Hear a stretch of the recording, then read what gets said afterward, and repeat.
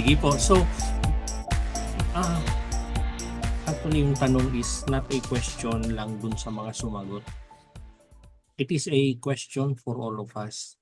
Kasi for the longest time, especially yung yung shinare mo, ang tagal na nating pinagdadasal yan eh, di ba? Wala nating pinagdadasal. Nasa ano pa yata tayo? Nasa Fort Bonifacio pa yata tayo. Pinagdadasal na yon and still narinig natin kay Angie giving up on that. Yeah. Ah, ngayon, nasaan na yun? Ayun. Yung last week, ito yung topic natin. Tita Do, pakimute. So ito yung topic natin last week. We talk about new beginnings, moving on from the past. Maraming mga bagay na sa nakaraan natin. Nag-repent ka na, alam mo na nainangat ka na ni Lord, pero kung minsan kinakanti-kanti ka pa rin eh. So napapaisip tayo na parang yung di ba, parang yung sinasabi mo na ano yata eh, di yata ako pinapakinggan ni Lord. Something like that mga yun. So, from talking about moving on, from talking about moving on, ang pag-uusapan po natin ngayong gabi is preparing to receive blessings and answers to your prayers, to our prayers. Kailangan palang maghanda para matanggap natin yung sagot sa ating mga dasal. It is not something na magdasal ka ngayon tapos kalimutan mo na, Lord, bahala ka na kung kailan mo ibibigay yan. Hindi pala ganon. Hindi pala ganun ang magdasal. So we pray, we wait, pero during the time of waiting, ano ba yung ginagawa natin? And during the time of waiting, ito ngayon, we prepare ourselves for the blessing, for the answer sa panalangin natin. Ang main verse natin ngayong gabi is from Joshua 3, verse 5. Volunteer naman po kung sino yung magbabasa.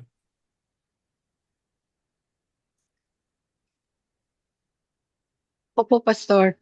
Yes po, please. Joshua 3:5. Joshua told the people, "Consecrate yourselves, for tomorrow the Lord will do amazing things among you."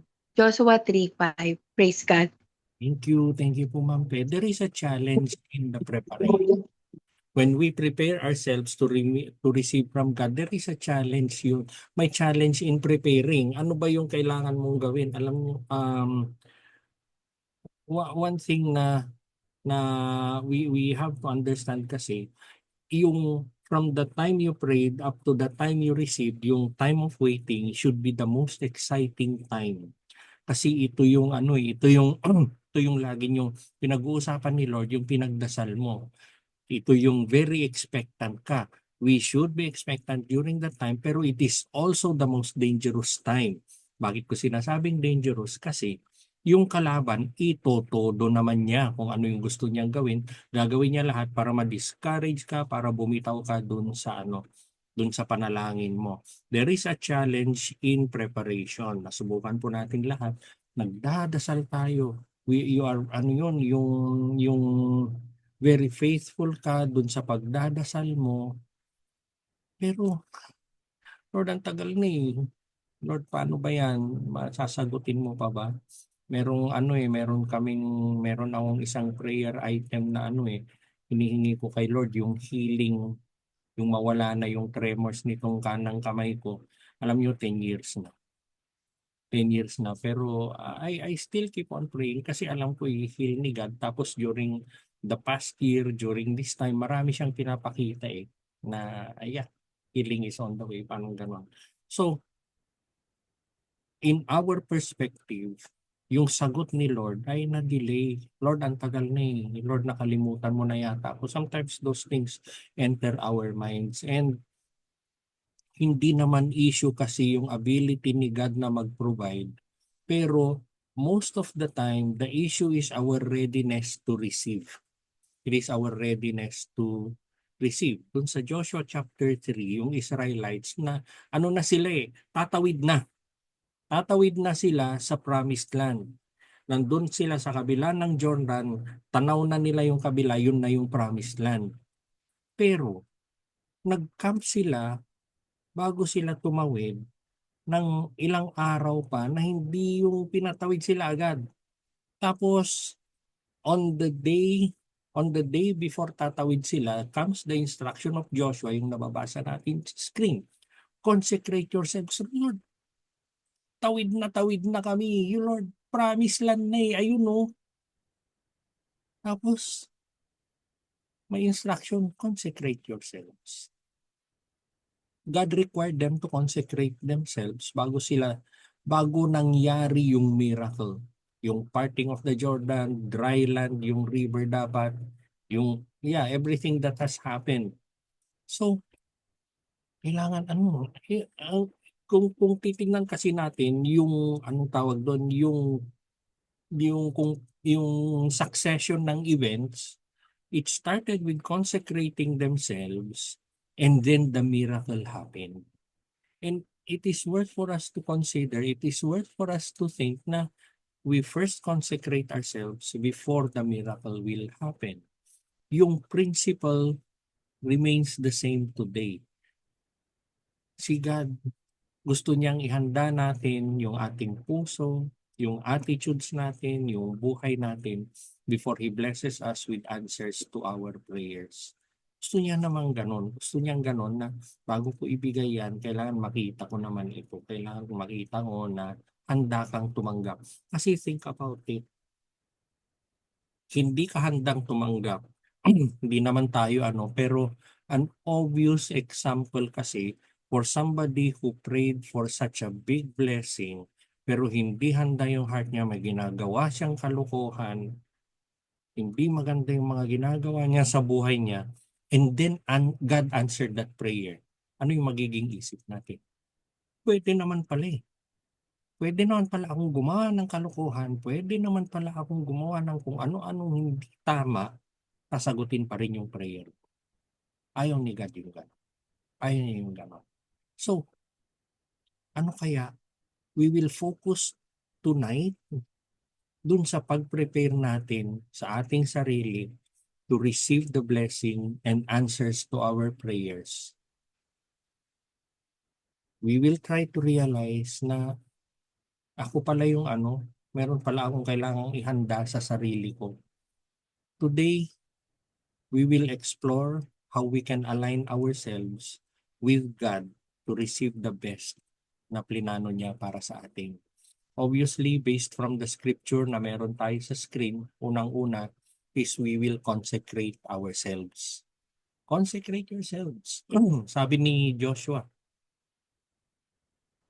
parang think of it na yung mga kausap niya, ito na yung mga mga anak na ito. This is the next generation of those na na-release from Egypt. Nakita na nila lahat, nakita nila kung ano yung mga nangyari sa disyerto, pinanganak na practically all of them sa disyerto. Nakita nila lahat ng kalokohan ng mga ninuno nila, paano nila how they mock God and everything, ayaw nila kay Lord, yung mga ganon.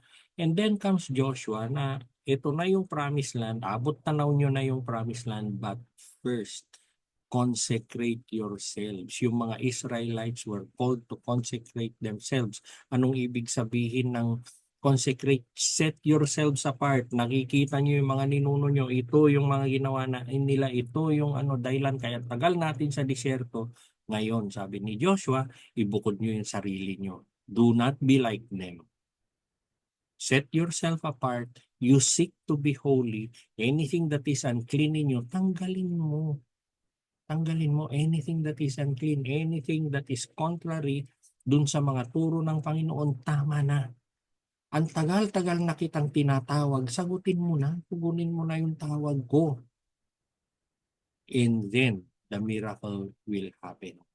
Hindi lang ito physical preparation. Kasi nung kausap niya yung mga Israelites, ang nasa law of Moses kasi when you talk about consecration, procedure yan lilinisin mo sarili mo, ano yung isusuot mong damit. Pero it tells us today that it is more than physical yung consecration na kailangan. Holiness positions us to experience God's power and blessings. Minsan, si God, hindi niya ipapatuloy muna yung blessings pag marami siyang nakikitang distraction, sin, or hindi kung yun yung hindi tama yung priorities natin. Kung nakikita ni Lord na gano'n, teka muna, wag muna, ayusin muna natin yon. Tapos titignan niya how willing you are na to go through the process of consecration ng Panginoon. Consecration, anong meron sa consecration? Repentance, humility, renewed focus on God. Marami kang mga kasalanan. Marami kasi sigurong nagawa noon na pag naaalala mo, kayang-kaya mong ipaliwanag. Kaya ako lang naman nagawa yun kasi ganito. Hindi na. Wag na kay God. It calls us to humble ourselves before God. He is God. We are not. He is God. We are the follower. Hindi yung God, you follow me. Hindi ganon. So alam mo yung position mo. You stand before God in humility. Tapos, sabi ko nga, it is a renewed focus on God. Tagal ka nang tinatawag ni Lord eh. Tapos tinanggap mo nga siya. Tapos kung ano-ano naman ginagawa mo. So it is a renewed focus on God. Lord, sige Lord, umayaw ako nun. Sige Lord, ang dami kong dahilan nun. Pero Lord, this day onward, ayoko na. Lord, tulungan mo ako. Ayoko na talaga. Sa iyo na talaga ako. That is consecration. Consecration, it is a reminder that receiving blessings is not just about what God does. Hindi lang yung blessing, yung answer sa prayer na ibibigay niya ay hindi lang patungkol sa blessing, hindi lang patungkol dun sa kayang gawin ni Lord, pero ito ay patungkol din sa atin kung ano yung mangyayari sa atin pag natanggap mo na yung prayer and yung blessing. Pag binigay ko ba yan, anong mangyayari sa Kanya? Alam ni Lord yon, tinitignan niya yon. Makes us think. Baka mayroon pang mga bagay-bagay, mga area sa buhay natin na kailangan natin i-align sa puso ng Panginoon. Isipin mo yung mga ginagawa mo na alam mo na hindi naman yun yung nasa Bible. Isipin mo yung pinapagawa sa iyo na nakalagay sa Bible na kailangan mong gawin na hindi mo naman ginagawa pero you have a very good explanation why you cannot do that. Naman ako makapag-devotions, daming ginagawa eh. Tapos yung sabi ni Ate Linda, ang daming trabaho, hindi tugma eh. Hindi tugma yung schedule ko eh. Then we need to consecrate that to God. And then we will see the miracle ng Panginoon. We consecrate ourselves to the Lord. Yung next naman po is that we step out in faith. We need to step out in faith. Basahin muna natin yung scripture. Volunteer po, please.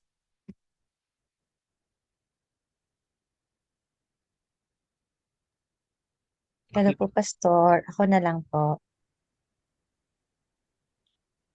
Yes po.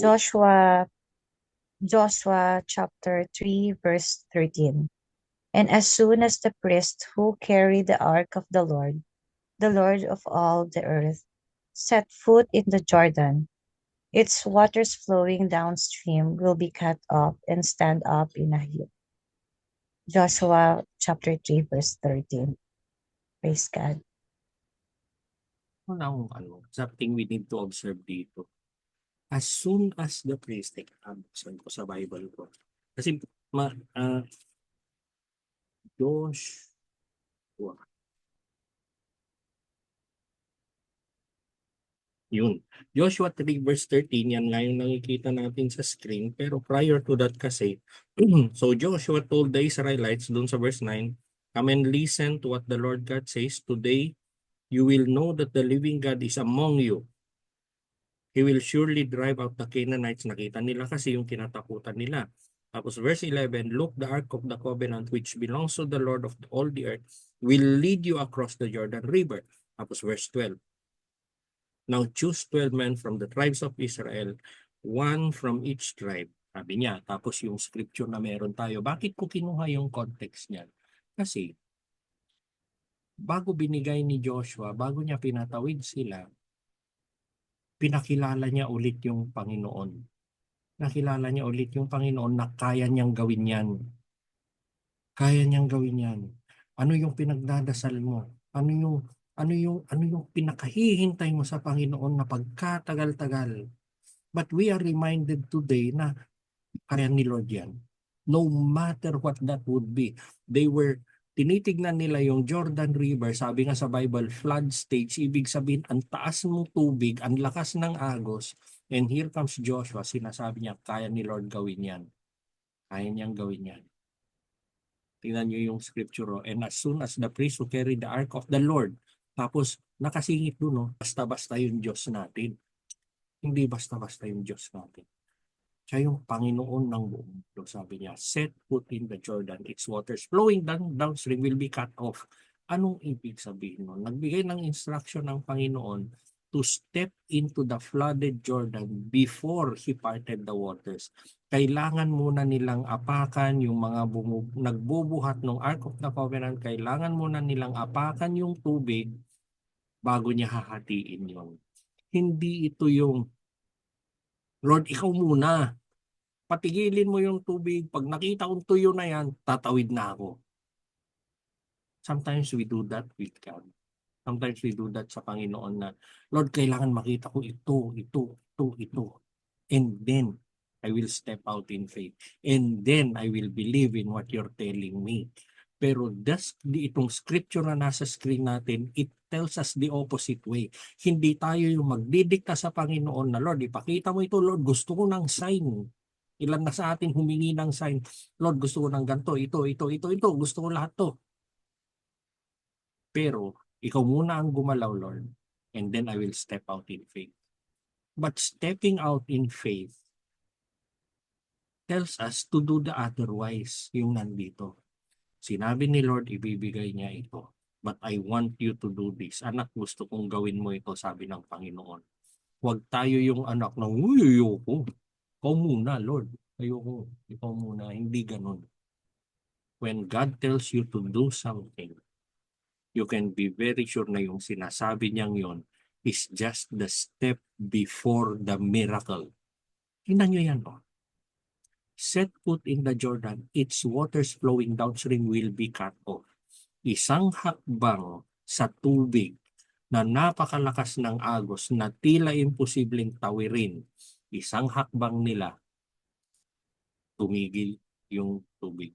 Hindi lang siya tumigil, natuyo yung dadaanan nila. Huwag nating isipin that stepping out in faith, we will first give conditions to God. Lord, I want to see this. Lord, kailangan makita ko ito. Lord, delikado ah. Hindi po ganun. Nasabi ni Lord dito, step out in faith, believe in me, and then you will see the miracle. Ingat kayo ha. Thank you. Sino ang sinasabihan ng Panginoon sa atin ngayon? That you have to wet your feet. You need to take that first step. And you can be very sure when you take that first step, the next step is the miracle already. Yung obedience nila, it demonstrated yung tiwala nila sa pangako ng Panginoon before they saw the miracle. Before they saw the miracle. Faith is not just believing of what God can do. Napakaganda na meron kang pananampalataya na naniniwala ka, nagtitiwala ka sa kayang gawin ng Panginoon. Hindi lang po siya doon, pero it is acting on that belief. Ano yung sabi sa James? Faith without action is dead. Sabi niya. Ito po yun. When you have that faith, then you have to act on that faith. Hindi yung meron kang faith, pero iba naman yung ginagawa mo. Hindi tugma. If you believe that the Lord will fight for you, then let God fight for you. Let Him fight for you. If you say that the Lord is your provider, then let Him provide for you. Pag sinabi mo at naniniwala ka, nagtitiwala ka, nananampalataya ka, that God is, na si God yung healer mo, then act on that faith. Minsan, we need to take that step of obedience maski yung circumstances around seem impossible. Pero siguro naman lahat tayo, meron na tayong kwento na when we took that step of faith, that act of obedience, maski gaano ka-imposible yung mga nasa paligid mo, God did the impossible. God did the impossible. Makikita natin kung paano pagagalawin ni God lahat ng mga nasa paligid, powerful people, influential people, bakit sila titiklop lahat dun sa Panginoon na ayaw pa nilang paniwalaan. Kasi siya nga yung Panginoon, kasi nga sovereign God siya. Yung pananampalataya ng mga Levitical priests, nakita ng Panginoon, and that activated the power of God. And it is the same para sa atin. When God sees that faith, when we respond in faith, then dun natin makikita yung power ng Panginoon. When we act in faith, we are giving God a venue to work into us. Think of it, na paano kung wala kang faith? Nag-pray ka, wala kang faith. Nag-pray ka, pero at the back of your mind, imposible naman, di magagawa ni Lord to. Pero, acting in faith means, nagdasal ka, naniwala ka, alam mo kung ano yung papagawa ni Lord, gagawin mo. And when God sees that faith, then you are giving Him a venue to move sa buhay mo. Pero kung wala siyang makitang faith, paano siya makakagalaw? So kailangan natin to take a step of faith. So madalas hinihintay lang naman siguro ni Lord sa atin yung He is waiting for us to wet our feet based dito sa scripture natin. Hinahanap niya, hinihintay niya yung act of faith na ginagawa natin before He intervenes. Ano yung step of faith na hinihingi ni God sa iyo ngayon? It is a step of faith. It is stepping on a Jordan at flood stage, napakalakas ng agos, pero yung unang bagsak ng paa mo dun sa pinapagawa ni Lord, nangyari yung miracle. The step you will make today, the step that you will choose to make today, the miracle will happen in the next step. It will always happen. Ganun po ang Panginoon. Corrie ten Boom, anong sabi niya? Faith sees the invisible, believes the unbelievable, and receives the impossible. We always quote God, we describe Him as He can do the impossible, pero that impossible will only happen pag nakita niya yung faith natin sa Kanya. Yung faith natin sa Kanya. George Muller, siguro narinig nyo na yung kwento niya. Ang advocacy ni George Muller ay magtayo ng mga bahay ampunan. Tapos siguro narinig nyo yung kwento na there was one time wala silang pagkain, wala na silang supply. Pero maski walang visible provision, ang instructions niya sa mga bata, magdasal kayo, magpasalamat kayo sa Panginoon. Nga muna, bakit ko ba pinapaliwanag? Meron namang video panoorin natin yung video. George Muller, a 19th century Christian evangelist and the founder of numerous orphanages in England, is renowned for depending solely on God for his ministry needs. He refused to make his needs known to people, stubbornly trusting God alone. God honored his faith by answering his prayers in very specific ways. George Muller's remarkable journey began with his own conversion. Born in Prussia, modern-day Germany, in 1805, he lived a life of unbelief and recklessness in his youth. However, after moving to England, and influenced by a group of devout Christians, he had a profound encounter with God that led to his conversion. This miraculous transformation set the stage for his future ministry, and his deep conviction that God could change hearts. He founded several orphanages in Bristol, England, without any personal wealth or consistent source of income.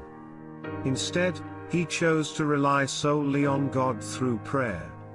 Despite the immense financial needs of caring for hundreds of orphans, Muller steadfastly refused to publicize their needs or solicit funds from others. On one particular occasion in the 19th century, the orphanage had run out of food, and there was nothing left to serve the children for breakfast. The situation was desperate, and there were no visible means to obtain food. However, George Muller remained steadfast in his faith, believing that God would provide. Rather than panicking or turning to others for help, Muller gathered the children and staff around the breakfast table. He encouraged them to thank God for his provision, even though there was no food in sight. He prayed a simple and heartfelt prayer, expressing gratitude for God's faithfulness and asking him to provide breakfast for the children. Immediately after the prayer, a knock was heard at the door of the orphanage. It was the baker who had been awakened in the middle of the night with a strong impression that he needed to bake bread for George Muller's orphanage. He had brought an ample supply of fresh bread for the children. Shortly after the baker's arrival, there was another knock at the door. Would spoil in the hot weather, providing them with fresh milk for their breakfast. Muller praised God for his provisions. These kinds of answered prayers were common in George Muller's ministry, because he depended solely on God to provide for all his needs, extended beyond the physical needs of orphan well-being. Muller prayed fervently for the salvation of the children under his care, often specifying the exact day, and his reliance on prayer as the primary source of provision, have inspired countless Christians all over the world to trust in God alone for all their needs.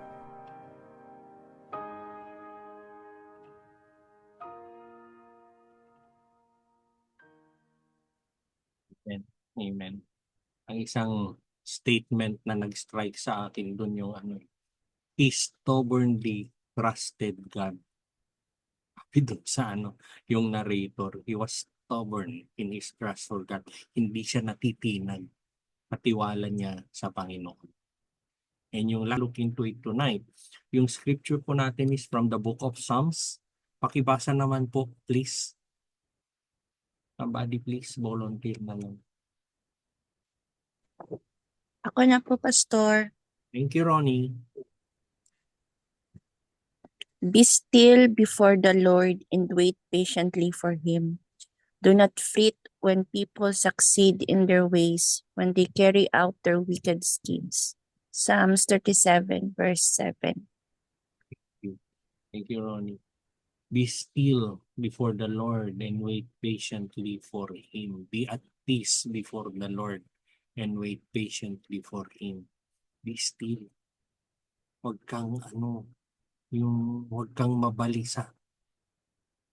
Be still before the Lord. Ano yung pinagdadasal mo? Listen to God tonight. Be still and wait patiently for Him. Pagtiwala ka sa timing niya. Yung mga Israelites, tawid na sila. Andun na yung promised land. Pero, pinatigil sila 3 araw eh. Kailangan nilang magtiwala sa timing ng Panginoon even when it seems that God is delaying. Lord, ang tagal na Lord. 10 years ko nang pinagdadasal eh. Paano ba to, Lord? Often, yung waiting is part of God's preparation process para sa atin. It is part of God's preparation process. And I think it is not worth even asking God na, oh, Lord, bakit mo ba ako pinaghihintay? Why do you let me wait? Kasi nakasulat sa book of Romans, no one can fathom the mind of God. Tatanungin mo yung why mo sa Panginoon, pero pag pinaliwanag niya, malamang hindi mo rin maintindihan. Waiting on God can be challenging. Pero during yung waiting season natin, pinapalalim niya yung ating pananampalataya and most especially, ina-align niya tayo sa plans and purposes niya. Kasi malamang tama yung hinihingi mo, pero baka yung purpose mo or something somewhere hindi aligned sa plans and purposes ni Lord.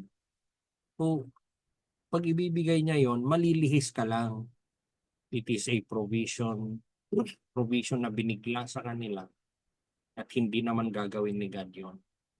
Pero if it was from God, yung ganong kalaking provision,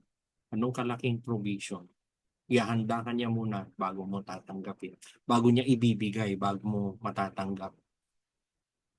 Bumibiyahe kami one time sa Aklan. Tapos yung driver ng van, meron siyang tinurong bahay. Ang gandang bahay. Napakagandang bahay. Na alam mo yun, yung outstanding siya dun sa mga katabi niya, kakaiba siya. Tapos sabi nung driver, yung may bahay po niyan, sabi niya, nanalo ng loto. Di, syempre, ang ganda ng bahay, i-appreciate mo. Pero sabi nung driver, wala pong nakatira dyan. Nag-away-away silang magkakapatid, magkakamag-anak, nagtakutan lahat, nagbantaan lahat. Kaya ganyan kaganda yung bahay pero walang nakatira. Maybe somewhere they prayed for a house. Nung hindi nila mahintay yung provision ni God, tinayo nila yung bahay. See what happened. Yung pagtiwala natin sa timing ng Panginoon, it reminds us that His ways are better and higher than ours. Sabi ni Isaiah. And God is never late. Today, paano mo mapagkakatiwalaan yung timing ng Panginoon dun sa mga pinagdadasal natin ngayon?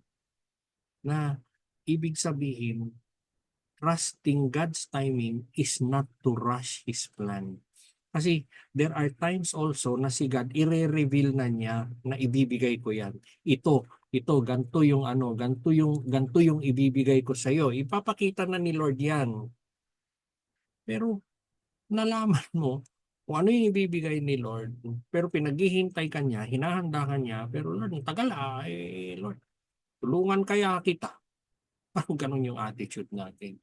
That is not trusting in God's timing. It is not waiting upon God. It does not fulfill yung scripture na nandito sa screen natin na be still before the Lord and wait patiently for Him. Hindi po. We need to wait and trust God's timing. Ayan po yung pinag-usapan natin ngayon. Consecrate yourself to the Lord. Step out in faith and trust in God's timing. Ayun, we have time. Tita Do, magbe-breakout room po tayo ngayon. Yan, pakipicturan na po. Hindi ako nakapag-prepare ng ano. Ay, si Sheila. Sakto. Ayan. Pakipicturan please. And then we will stop share muna yung screen. Okay na, napicturan nyo na po. Okay na, stop share ko na. Yun. Ayun, oh. Aha. Sige, we can have 4 groups tonight. Pwede po tayong mag-apat na group ngayong gabi. Tipo, wait lang, gawa tayo ng breakout groups. Where is that?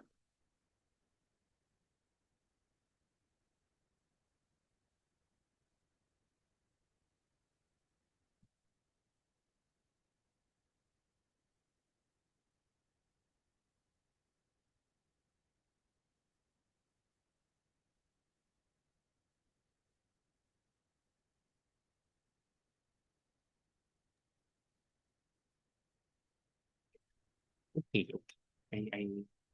Yun. May mawala.